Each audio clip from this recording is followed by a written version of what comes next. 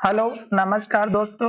आज हम बात करेंगे टाटा मोटर्स के स्टॉक्स के बारे में और जानेंगे इसके इम्पोर्टेंट सपोर्ट और टारगेट के बारे में। साथ ही इस स्टॉक्स में एक बहुत ही बढ़िया गुड न्यूज़ है जो मैं आपके साथ शेयर करने वाला हूं। अगर आपने इस कंपनी के स्टॉक्स लेकर के रखे हैं या आप इस स्टॉक्स को लेने की सोच रहे हैं तो वीडियो को अच्छे से सुनिएगा और वो जो न्यूज़ जो मैं आपके साथ शेयर करने वाला हूँ वो भी आप अच्छे से देखिएगा और किस तरह से आज इस स्टॉक्स में जो ट्रेडिंग देखने को मिली और कल के दिन अब स्टॉक्स में क्या रहेंगे लेवल्स वो मैं यहाँ पर डिस्कस करने वाला हूँ। साथ ही ये वीडियो आपकी एजुकेशन के लिए है, बाय सेल की कोई एडवाइस नहीं है। और अगर आप ट्रेड करते हैं तो अपने फाइनेंशियल एडवाइजर से पते बात करने के बाद ही इस स्टॉक्स में एंट्री लीजिएगा। तो यहाँ पर देखिएगा इस स्टॉक्स में ये एक हाई बना हुआ था और ये हाई है 1065 रुपए का।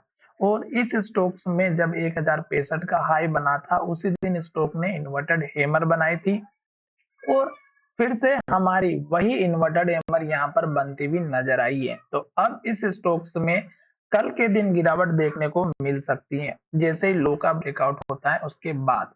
अब ये जो कैंडल होती है ये गिरावट के लिए ही होती है, जैसे कि यहाँ पर भी आप देख ही सकते हैं इन्वर्टेड हैमर बनी हुई है और यहाँ पर भी देखेंगे तो सेम कंडीशन यहाँ पर भी बनी हुई है। और अगर आप यहाँ पर देखेंगे नीचे तो ये भी आपको दिखाई देगी इन्वर्टेड हैमर और यहाँ पर भी आप देख ही सकते हैं कि इन्वर्टेड हैमर है, यहाँ पर भी देखेंगे तो इन्वर्टेड हैमर है।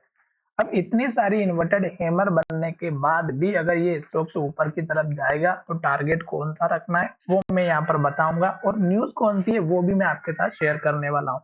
तो सबसे पहले आपको लेवल्स पता होना चाहिए। तो इस कैंडल का जो हाई है ये 1065 का, ये आपका सबसे बड़ा वाला टारगेट रहेगा। दूसरा टारगेट आपका रहेगा इस कैंडल के हाई के आसपास का और इस कैंडल के हाई के आसपास का जो कि 1047 से लेकर के 1050 का है। तो आपका इंपॉर्टेंट जो टारगेट रहेगा वो 1050 के आसपास का लेकर के चलना है। अब ये लेवल क्यों लेना है इसका रीजन मैं दिखाता हूँ कि स्टॉक जब ऊपर की तरफ आया तो यहाँ से इस हाई को ब्रेकआउट नहीं कर पाया और यहीं से गिरावट दिखाई।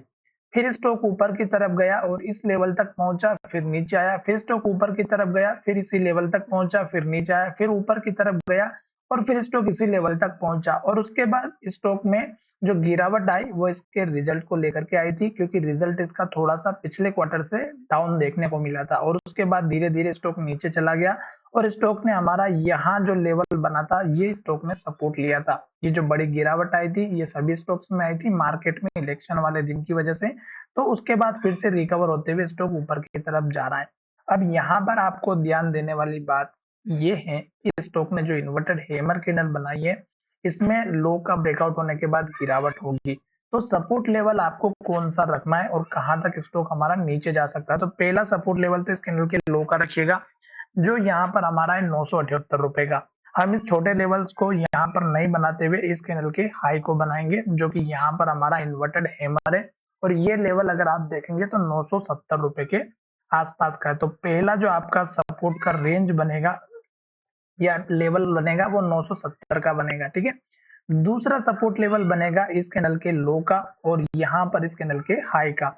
तो ये जो हाई बना है 950 का है और ये जो लो बना है ये 944 का है। तो आपको इन दोनों के बीच का एक रेंज लेकर के चलना होगा। तो मैं आपके लिए यहाँ पर एक लेवल बना देता हूँ, ठीक है।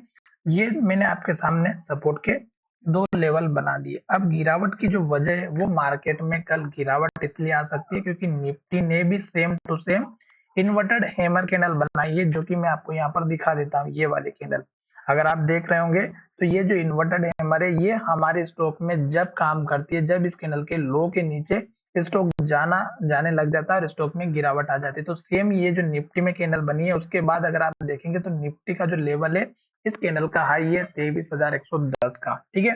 फिलहाल निफ्टी के लेवल्स पर ना चलते हुए हम फिर से स्टॉक की तरफ चलते हैं और स्टॉक ने जैसे यहाँ पर एक के बाद एक हाई बनाया है और हाई बनाते बनाते स्टॉक ने आज भी हाई बनाया है। तो अगर स्टॉक हाई बनाते हुए ऊपर की तरफ जाएगा तो फिर आपको टारगेट फिर यही रखना है इस कैंडल का हाई जो लगभग हमारा यहाँ पर 1029 रुपए के आसपास का 1029 या 30।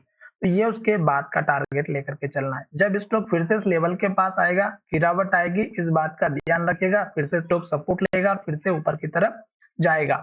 अब हम बात करेंगे कि वो जो न्यूज कि स्टॉक में आपको सबसे इम्पोर्टेंट आज के दिन देखने को मिलेगी। तो मैं यहाँ पर आपको दिखा देता हूँ। यहाँ पर अगर आप देखेंगे ट्रेन लाइन की वेबसाइट पर, तो यहाँ पर आप देखिएगा Tata Motors limited share price target. यहाँ पर जो ब्रोकर की रिसर्च होती है वो अपने व्यू के हिसाब से स्टॉक्स के ऊपर टारगेट बताते हैं बाय और सेल के लिए। यहाँ पर अगर आप जाएंगे तो पीडीएफ को डाउनलोड कर सकते हैं। साथ ही यहाँ पर आप देखिएगा अपसाइड का मूवमेंट इन्होंने 10% के आसपास का दिया है। प्राइस का जो टारगेट है वो 1085 रुपए का है और एलटीपी 988 रुपए की है। जिसने यहाँ पर रिपोर्ट दी है वो आप देखिएगा यहाँ पर कंसेशन शेयर प्राइस टारगेट, और उसके बाद में अगर आप देखेंगे तो टाटा मोटर्स लिमिटेड लिखा हुआ और डेट आप चेक कीजिएगा 12 जून जो कि आज की है। तो आज के दिन इस कंपनी में जो है ऊपर के लिए 10% का टारगेट दिया गया है, पर अभी आपको थोड़ा सा कल का दिन या 1 से 2 दिन का वेट करना चाहिए और उसके बाद प्रॉपर तरीके से सपोर्ट आने के बाद आपको इस स्टॉक्स में एंट्री लेना चाहिए। टारगेट आप अपने हिसाब से रख सकते हैं। साथ ही ये जो मैंने आपके साथ वीडियो बनाया है ये बहुत ही मेहनत से बनाया है। अगर आपने इस कंपनी के स्टॉक लेकर के रखे जो कि सबसे बढ़िया कंपनी है हमारी इंडिया की, तो ऑब्वियसली आपके पास ये स्टॉक्स होगा ही होगा। आपको टाइम पर अगर अपडेट चाहिए कैंडल के माध्यम से या टारगेट के बेस पर, तो आप हमें फॉलो कर सकते हैं और हमारे चैनल को सब्सक्राइब करके रखिएगा ताकि आने वाले समय में आपको इससे रिलेटेड सारी इन्फॉर्मेशन मिलती रहे। धन्यवाद, मिलेंगे नए वीडियो में।